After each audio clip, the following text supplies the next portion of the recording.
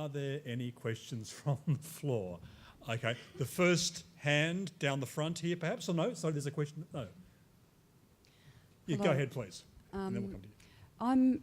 We are here representing the partners of veterans, and we see in our work the people coming back from combat duty, whether they are in Navy, Air Force, Army, they're prepared very well for their time in the war zone, where they are prepared for fight and flight. So they suddenly get integrated back into the community, into crying babies and all the rest of it, and they've got to integrate back into that. My question is to the whole panel: what do we do with this information now? We've got a few groups we've identified, and I reckon there's probably another 50 in the room that could give a similar sort of story. We've done some great research in a very short time. We've got a lot of knowledge in the room, but where do we go now to protect the victims and the children? Do any of the panel want to? I can certainly. Yep, Susie. Yep. I'll have it. Turned it on. Yeah. Is it working? Yes. Yes. Yeah. Okay, well, I suppose in forming our recommendations, that's what we were thinking. What's the first set of things you might start to do? And so that was why we were suggesting better information, so that at least people perhaps have a plan and maybe expect certain behaviours and have a path to follow if they start to identify things going badly. When, with their partner or with their family member, and have some understanding and how to prevent harm. I mean, that's got to be the first thing. Another part that's perhaps come out of this is in terms of the idea of the integrated family violence and brain injury service, this idea of actually, and I know some brain injury services attempt to do this and certainly try to the best of their ability to do this, and it depends, they're very constrained by funding, but where the funding is available, they will start dealing with, say, a man who has acquired a brain injury and also has some challenging behaviours that go with it. They'll identify the possibility that that might develop into something with a family violence component, and they'll deal with the whole family on planning for that and deal with the person themselves on planning for that and strategies to manage their behaviour more actively. So I suppose what I'm suggesting is that knowledge, more specialised services as well, it's a sort of a spectrum of awareness and response, and perhaps we were suggesting starting small and we learn and we do better. Yep, sure. Because I'm a born advocate, I just want to go to that. So, I think we have knowledge now. We have a stronger knowledge base, and we use that to advocate for action. These recommendations aren't just recommendations; it's action. We need to see funding. We need to see the capacity to be able to develop these types of specialist responses. We need more research, of course, to understand the problem, in a better and more sophisticated way. One of the recommendations the recommendations really do speak to the current climate of reform, post-Royal Commission here in Victoria. So I think that action-oriented responses relate to things that are already happening. We are developing a new risk assessment tool, and a whole framework that sits around it. We have a risk assessment framework in Victoria we've had for many years, and that's being redeveloped.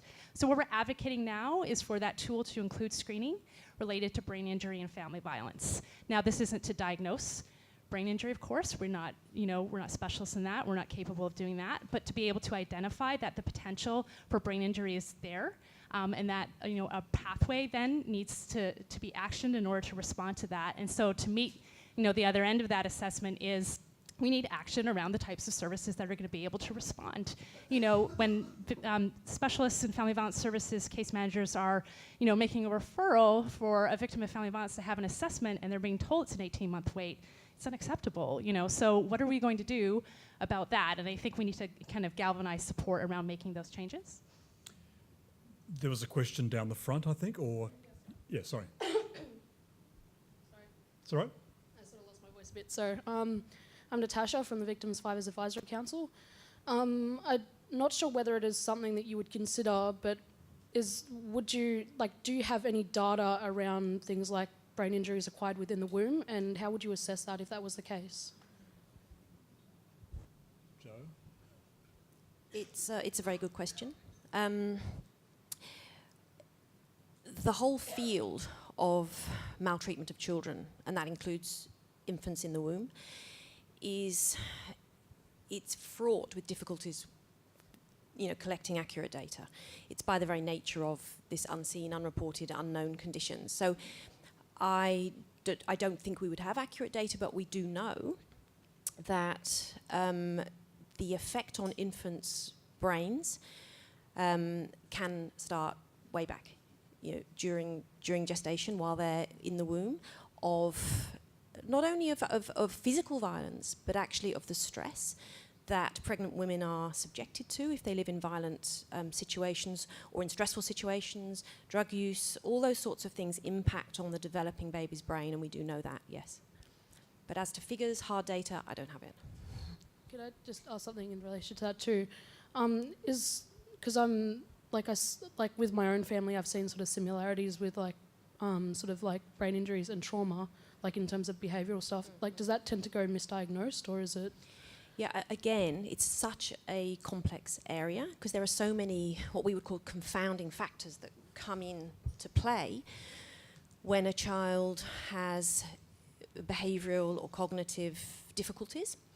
There is a higher rate of those kind of difficulties from children who grow up in adverse social circumstances, but teasing out the exact effect of different numbers of these factors is really challenging, and we haven't got a good way of doing it yet, I don't think.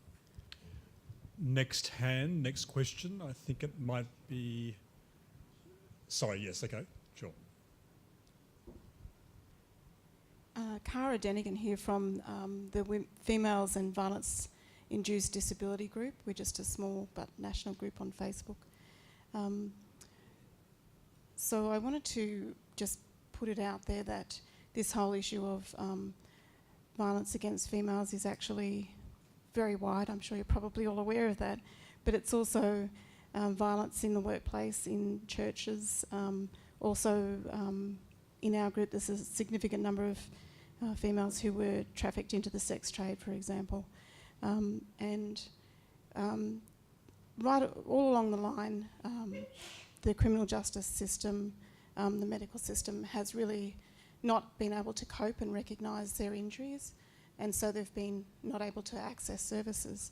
So we focus on trying to access the NDIS as one of our big things. And there's a lot of problems in doing so because of all of those opportunities that have been missed in the past to document and recognise the injuries that people have. But I'd also ask that the whole business of having not just a gendered but a sexed approach to this be taken into account, because for some of our members, for example, services that aren't staffed by females aren't accessible to them. And I would really appreciate if you could keep that in mind in developing that service sector response. It needs to be sexed, and it also needs to be, we would hope that it be broad enough so that it can be applied in other circumstances outside family violence as well. Thank you. Next question here, yeah, sure. Thanks. Phil Cleary from the Victim Survivors Advisory Council. Look, my sister was murdered 31 years ago by a man who would be regarded as being on the lower mean score on a measure of verbal intelligence, which your report associates with the incidence of violence, family violence, violence against women. Whether he had a history of head injury, I don't know, but in court, of course, he would argue that he had certain problems of a psychological or psychiatric form, which is what men argue. You note that in your study, 61% of men reporting to an intimate partner aggression program reported head injury. Do we have any veracity on that question?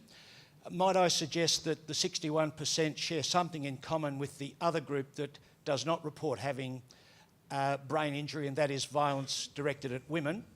And might I suggest that we need to be very careful about drawing a causal link between alleged brain injury and violence against women.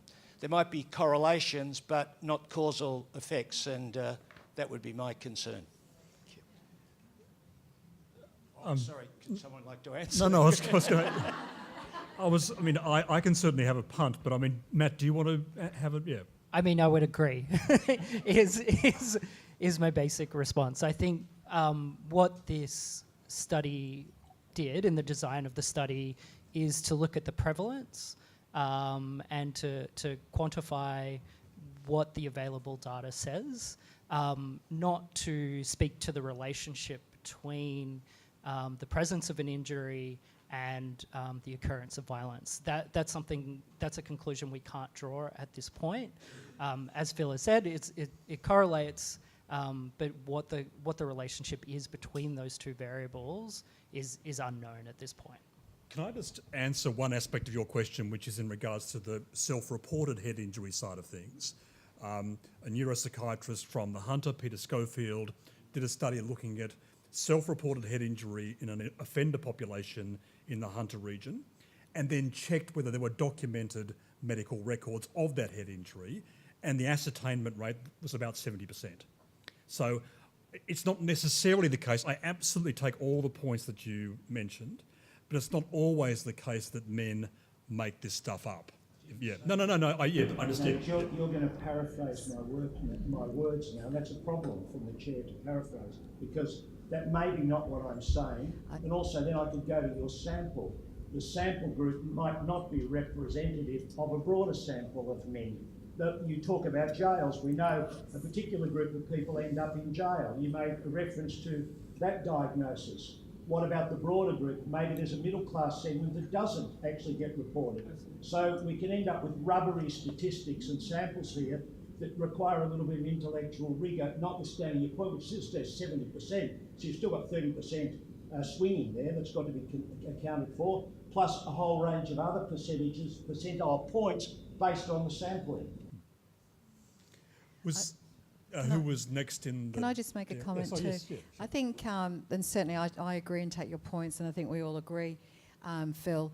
I think for me what it really helped demonstrate is with perpetrator accountability, what we look at always is incarceration, and then we now look at the emphasis on men's behavioural change programs to fix all men, which is clearly not going to be the case. So when we look at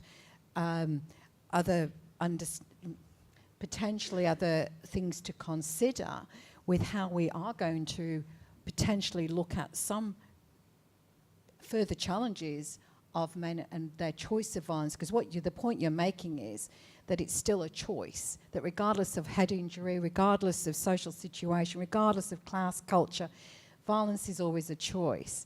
And so that's what we need to keep in the forefront of our mind, that mental illness or anything else is not an excuse, it's not a reason, it is the choice of violence.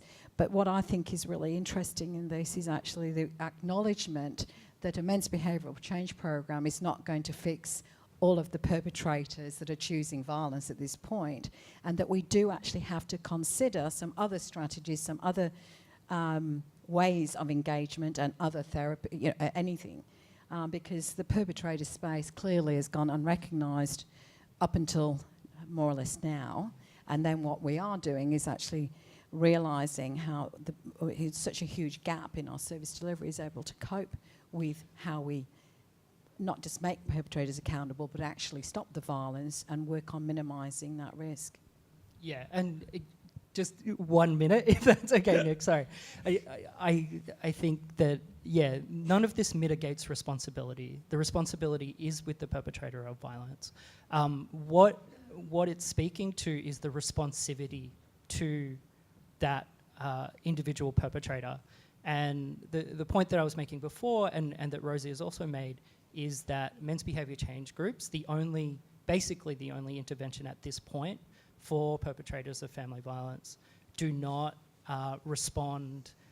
cannot respond or get through to perpetrators who have varying needs and vulnerabilities.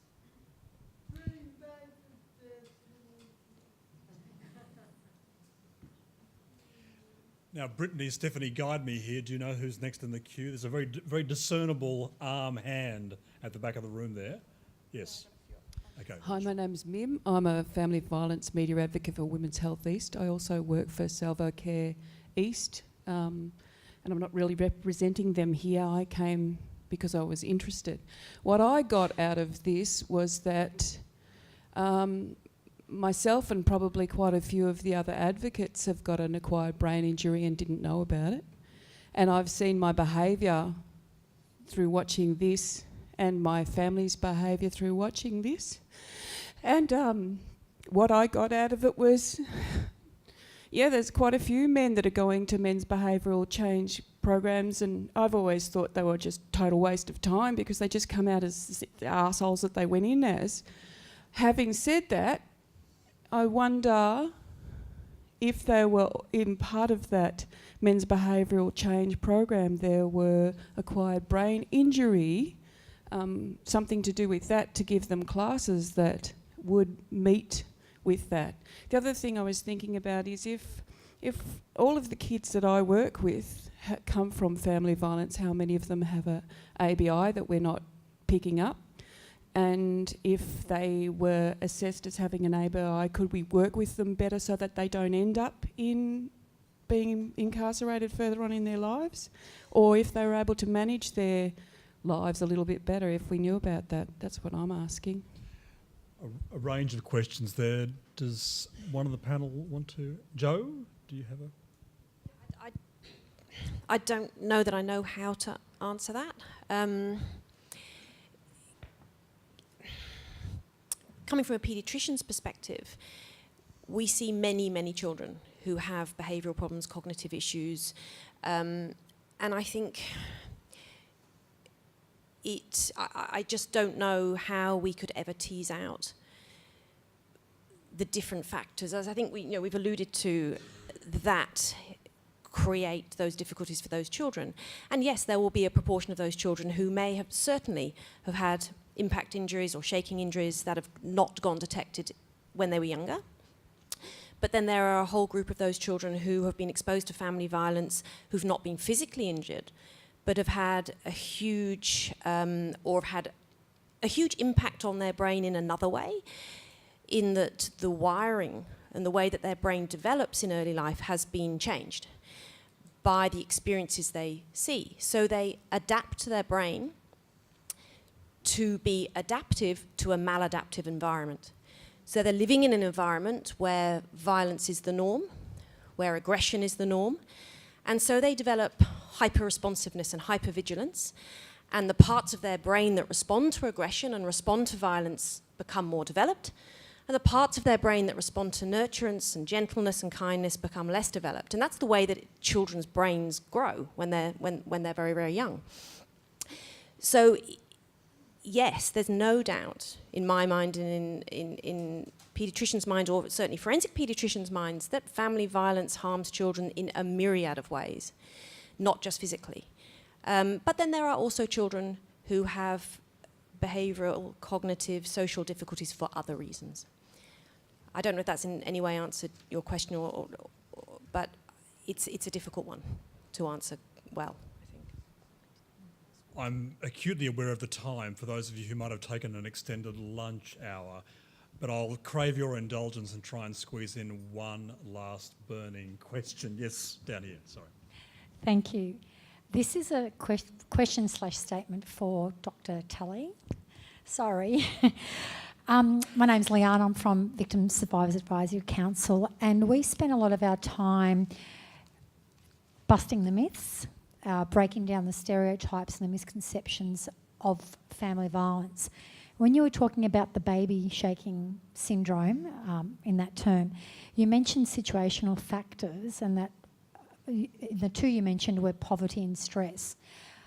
I would like to sort of challenge that a little bit, if I may, because that's sort of basically saying that people who live in poverty or are stressed are perhaps more likely to shake babies or damage children.